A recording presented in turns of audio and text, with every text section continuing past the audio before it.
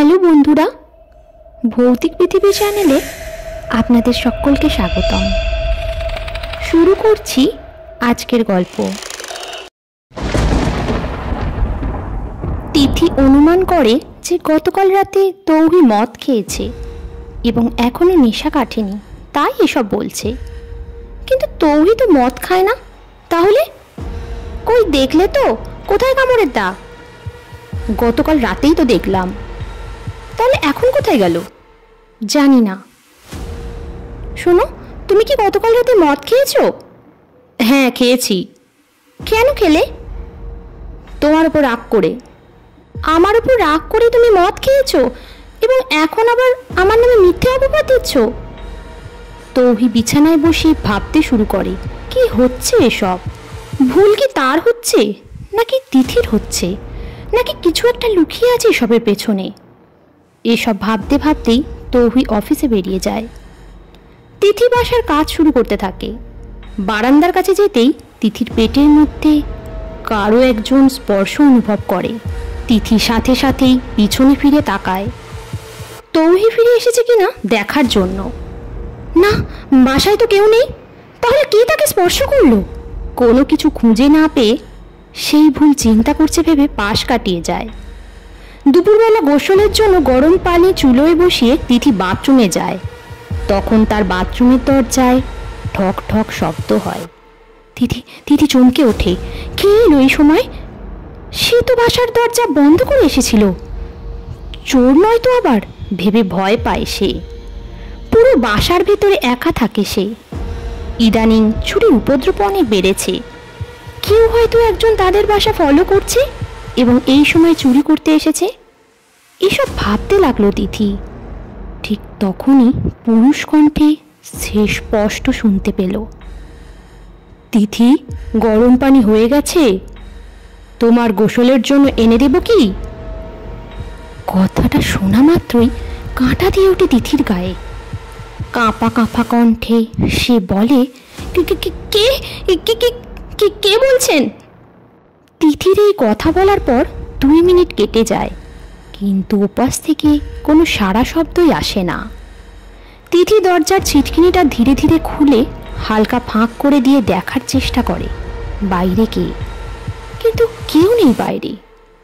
সে bathroom থেকে বেরিয়ে আসে, তারপর দৌড়ে রান্নাঘরে গিয়ে একটি ছুরি হাতে নিয়ে পুরো ঘর খুঁজতে থাকে, কিন্তু কেউ কোথাও নেই। তিথি পানি নিয়ে বাথরুমে চলে যায়। গোসল করে বেরিয়ে এসে দেখে বিছানার পাশের টেবিলে রাখা তার এবং তৌহির ছবিটি মেঝেতে পড়ে আছে। টুকরো টুকরো হয়ে ছড়িয়ে ছিটিয়ে আছে ছবির গ্লাস। তিথি ছবিটি উঠিয়ে তার কোমল হাত দিয়ে স্পর্শ করে ছবিটিকে। সাথে সাথেই দাউ দাউ করে জ্বলে ওঠে ছবিটি। তিথি ছবিটিকে হাত থেকে ছুঁড়ে ফেলে দিয়ে বাঁচাও বাঁচাও বলে চিৎকার দিয়ে দরজার দিকে ছুটে যায়। দরজা খুলতেই দেখে তৌহি দাঁড়িয়ে আছে। দৌড়ে গিয়ে তৌহিকে জড়িয়ে ধরে তিথি।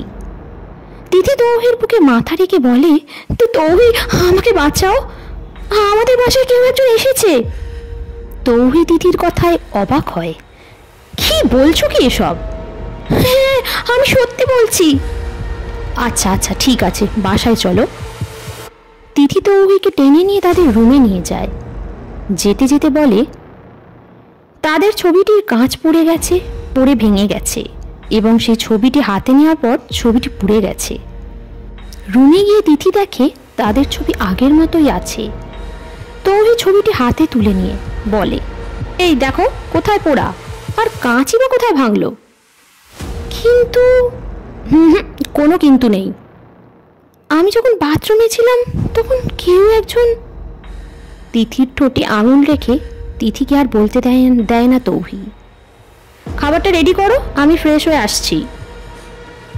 তৌহি গতকাল ঘটে যাওয়া ঘটনার কিছুই খুঁজে না পেয়ে সেটাকে ভুলতে চেষ্টা করে। তৌহি খাবার টেবিলে এসে বসে আছে। তিথি রান্নাঘরে তরকারি গরম করছে। হঠাৎ তৌহি একটি চিৎকার শুনতে পায়। দৌড়ে ছুটে যায় রান্নাঘরের দিকে। রান্নাঘরে গিয়ে দেখে তরকারির কড়াই মেঝেতে পড়ে আছে এবং সব তরকারি পড়ে নষ্ট হয়ে গেছে। তিথি তার এক হাত দিয়ে অন্য হাত চেপে ধরে দাঁড়িয়ে আছে। তৌহি তিতির হাত সরিয়ে দেখে হাতটা পুড়ে গেছে। কি, আরে কি হলো কো? কিভাবে কাজ করো? একটু সাবধান থাকবে না? দেখো কি রকম হাতটা পুড়িয়ে ফেলেছো। আমি তো সাবধানই ছিলাম, হঠাৎ কড়াইটা ছিটকে এসে হাতে পড়ে যায়। আরে কি যাতা বলছো? কড়াই ছিটকে এসে পড়বে কিভাবে? তুমি কি মাথা নষ্ট হয়ে গেছে নাকি? আমি সত্যি বলছি, তুমি বিশ্বাস করো। হ্যাঁ হ্যাঁ, আচ্ছা আমি বিশ্বাস করেছি, এবার চলো এখান থেকে। তৌহি তিতির হাতে মলম লাগিয়ে দিয়ে বলে, শোনো তুমি একটু শুয়ে বিশ্রাম নাও, আমি বাইরে থেকে খাবার নিয়ে আসছি। আচ্ছা। তৌহির যাওয়ার পর তিথি উঠে গিয়ে শরবত বানাতে শুরু করে। পানিতে শরবত ঢালতেই দেখে শরবত ফুটতে শুরু করেছে।